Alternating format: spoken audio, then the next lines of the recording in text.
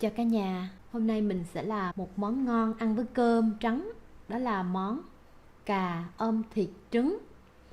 Thì cái món này ăn rất là lạ miệng, ngon, thanh, vị thanh. Và đặc biệt cái nước sốt của nó khi mình ôm thịt á, thì nó làm cho cái món cà của mình rất đậm đà.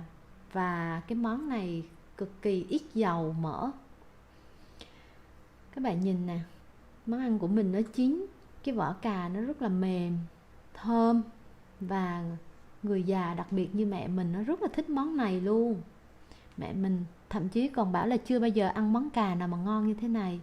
Bây giờ mời mọi người cùng mình đi sơ chế cà nhé. Mình dùng cái chậu nước, mình cho vào một muỗng muối, rồi mình khuấy đều lên. Sau đó thì mình cắt cái cuống cà,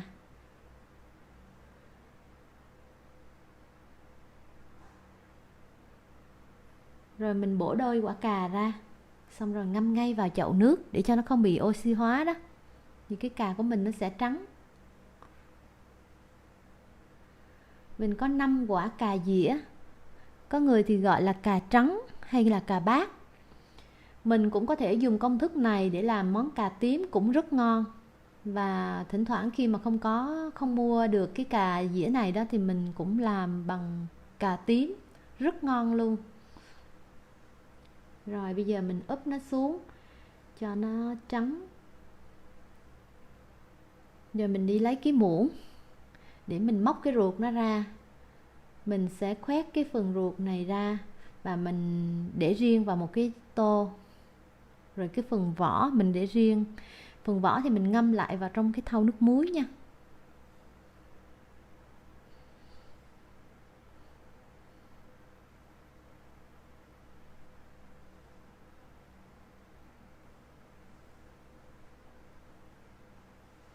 Món này mình làm thời gian mất khoảng từ 15 đến 30 phút, kể cả thời gian nó nấu luôn á. Tính ra thì cũng nhanh. Và chỉ cần một món này với lại món canh là chúng ta có thể có một bữa ăn rất là ngon rồi. Mình dám chắc với tất cả mọi người là món này ăn rất là ngon luôn, đổi vị. Rồi xong rồi nè, cái phần ruột mình sẽ dùng một nắm đầu hành để mình thái mỏng ra.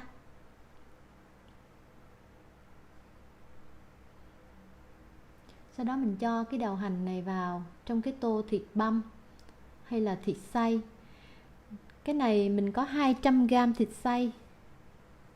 Thịt này thì mình dùng thịt nạc dăm, mình xay ra. Mình ướp nó với đầu hành, một chút tiêu, một chút muối. Nhưng mà nó vẫn rất là đậm đà. Và công thức ướp của mình cũng rất đơn giản. Chỉ vậy thôi, và một quả trứng gà. Cái phần ruột cà mình cũng cho vào trộn chung để nó thành một hỗn hợp kết dính với nhau. Khi nè, chút nữa mình sẽ ôm cà, nó sẽ kết dính và rất là ngon. Rồi mình trộn đều lên.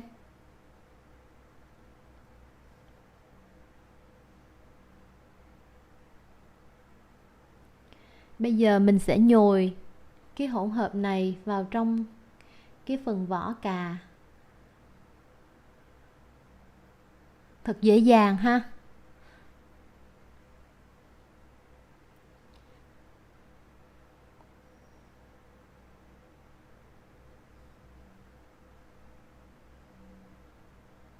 Khi chúng ta ngán ăn, không biết ăn món gì thì làm món này ăn rất ngon.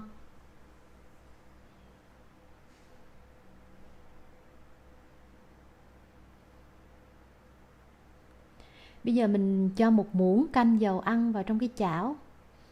Chờ nóng xong mình thả đầu hành vào. Mình phi cho nó hơi vàng. Không cần vàng đắm đâu. Nó hơi vàng là đã thơm rồi.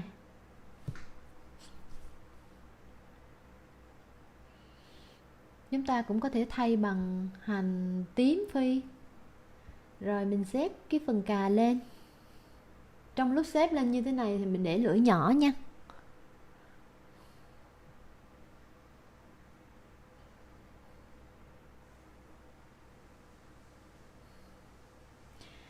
Nếu các bạn chưa từng làm món này thì khi mà làm món này cho mọi người trong gia đình ăn, mọi người sẽ thốt lên luôn. là sao mà nó ngon quá trời luôn, và sẽ rất hao cơm nha. Trong thời gian mình chờ nó ôm thì mình đi làm nước sốt. Mình cho 2 muỗng tương đen, 1 muỗng tương đỏ, 3 muỗng xì dầu và một chút ớt thái lát, xong rồi mình khuấy đều. Sau đó mình sẽ cho khoảng 4 muỗng canh nước. Do mình đổ nó nhanh quá cho nên mình chỉ đổ 2 lần là đủ. Rồi bây giờ mình trộn đều lên. Thì mình sẽ cho ngay vào trong cái nồi cà luôn. Hồi nãy giờ cà của mình khoảng được 3 phút á.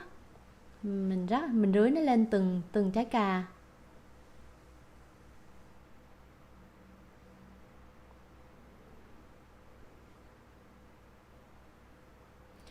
Mình xin lỗi, mình quên là trong cái phần nước của mình cũng có thể cho thêm một chút xíu đường nếu mọi người thích ăn vị thanh của đường nha. Nhưng mà bởi vì cái tương á, nó có cái vị ngọt đường rồi nên mình không có cho thêm.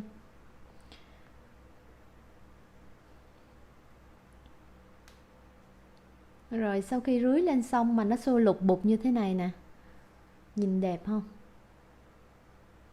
Nó sôi lục bục thì mình đi lấy cái nắp mình đậy lại để cho nó hầm hơi nó chín như thế này, và mình nấu ở dưới lửa nhỏ trong vòng 20 phút nữa là đạt như thế này nè.